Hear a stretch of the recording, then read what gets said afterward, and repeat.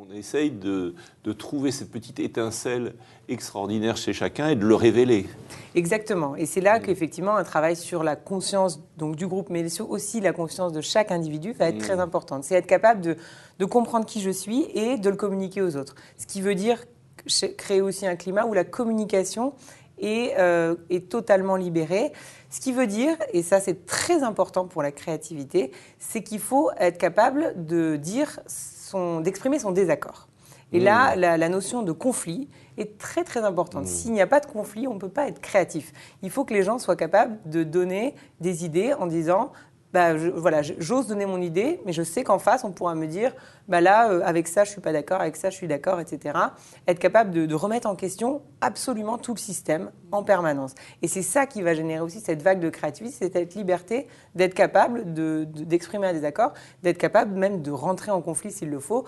Et là, il y a beaucoup de processus de gestion des conflits qui vont permettre de les faire émerger de manière constructive et positive. Et justement, de pouvoir en faire émerger des idées. Oui, alors le terme conflit fait plus penser à quelque chose qui serait sans espoir, qui nous amènerait vers une sorte de terreur à nouveau, et on retombe là chez Elena. En fait, ce que vous expliquez, c'est l'importance dans les organisations créatives d'exprimer sa différence. C'est pas obligatoirement le conflit, c'est que je peux ne pas être d'accord avec vous. Oui. Et c'est OK, quoi. Mais c'est pas obligatoirement, je ne suis pas obligatoirement en conflit. Simplement, je ne suis pas d'accord avec vous. Bien et sûr. Chacun exprime ses désaccords et on va construire à partir de ces désaccords. On va se mettre d'ailleurs même d'accord sur ce quoi on n'est pas d'accord. Et c'est ça la clé, c'est en fait d'être capable de se mettre d'accord sur les points où on est en accord. Et là, on retrouve les lignes vertes et les points de désaccord. Et alors, à ce moment-là, travailler sur ces points de désaccord et se dire, voilà, qu'est-ce qu'on en fait de ces points de désaccord? Comment on travaille dessus? Pour l'instant, je suis d'être d'accord avec toi, mais sache que je ne suis pas en accord. Enfin, gérer cet espace de création qui sont dans les interstices, dans les endroits où on ne sait pas encore comment on va trouver un accord. Exactement. Et ça, c'est vrai que c'est une mentalité aussi de se dire il n'y a pas forcément un gagnant et un perdant. C'est-à-dire qu'effectivement, dans la notion de conflit, il y a le côté, il y en a un qui a raison, un qui a tort. Et en fait, l'idée, c'est de se dire pas forcément, puisque exactement comme vous l'avez dit, on est tous différents. Donc chacun a une personnalité et chacun, dans son monde, dans sa vision du monde, a raison. Oui, c'est ça, c'est un peu ce qu'évoquait Olivier Zara dans une autre émission sur la multidimensionnalité du monde. On n'est pas dans un monde unidimensionnel, on est dans un monde multidimensionnel où chacun, à travers son génie, ses talents, révèle une dimension du monde. Et c'est pour ça que c'est important d'écouter chacun dans sa différence. Exactement, donc ça va vraiment être laisser chacun exprimer ce qu'il est. Et ce qui va être important aussi par rapport à ça, c'est effectivement de complètement détruire cette peur de l'échec. Cette peur qui peut être d'ailleurs une peur du conflit aussi. C'est vraiment la peur de la remise en question. Et c'est en valorisant ça qu'on va réussir au contraire à libérer énormément d'idées de créativité.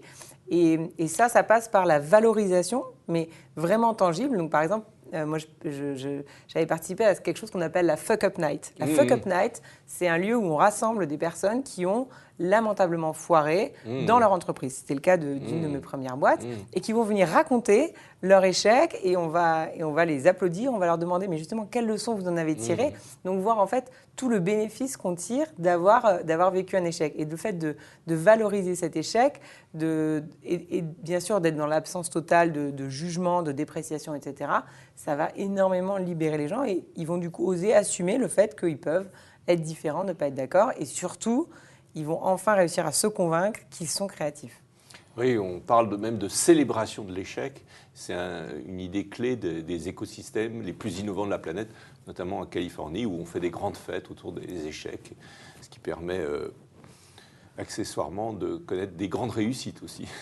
Voilà, exactement. L'idée, c'est on peut pas... Enfin, il y a 100% des personnes qui ont réussi ont d'abord essayé. Et quand on essaye, il y a forcément une chance qu'on échoue. Et donc, c'est vraiment important de lancer toujours cette dynamique d'expérimentation. Donc, ça veut dire que dans l'organisation, il faut permettre ce champ d'expérimentation. Et permettre ce champ d'expérimentation, ça demande évidemment de laisser de l'espace pour ça, donc de l'espace physique et de l'espace temporel. Ça veut dire donc autant que possible, évidemment, sortir totalement des environnements de travail aseptisés, mais au contraire avoir au moins certains lieux qui sont favorables à la créativité, donc qui vont, comme vous le disiez dans la première discussion, cette idée d'explorer d'autres mondes, d'avoir des images, des stimulations qui vont nous permettre d'avoir des idées totalement différentes, d'être dans un environnement incongru, parfois même, je ne sais pas, simplement aller dehors, dans la pelouse, sur un café, etc. Ça va beaucoup aider à favoriser la créativité. Et laisser du temps, ça veut dire évidemment assouplir beaucoup le rythme de travail, laisser chacun travailler à son rythme, parce qu'on ne peut pas forcer la créativité. On ne peut pas dire à quelqu'un « sois créatif ». Ça, c'est Elena pourrait essayer de le faire pour derrière expliquer à la personne combien elle est incapable d'avoir des idées. Mais quand on nous demande sur ordre d'être créatif, c'est extrêmement difficile de se mettre dans ce mode adaptatif dont on parlait. Donc là, il va être important de laisser aux gens des temps où ils peuvent justement avoir cette capacité de simplement laisser les idées venir. Et ce qui va être très important pour le management créatif, c'est de créer des processus de collecte permanente d'idées. Parce que l'idée, on ne sait pas quand elle viendra. Et donc voilà, c'est comme un papillon qui passe. Il faut savoir le capturer parce qu'ensuite, il est parti et peut-être on ne s'en rappellera pas. Donc, avoir des systèmes de boîte à idées, virtuelles ou physiques, des capacités de noter en permanence toutes les idées qui peuvent venir, de les rassembler et bien sûr de les partager parce que, comme le disait Olivier Zara, effectivement, c'est cette intelligence collective, cette capacité à mettre bout à bout des idées qui vont créer ces idées extraordinaires qui font le succès des entreprises. Merci beaucoup Hélène de Saint-Front. On peut vous retrouver sur votre blog. Alors un blog noir qui est le blog de l'anti-management. Vous avez aussi un blog blanc. Qui est celui de Business Harmonist. Merci beaucoup. Merci Michel.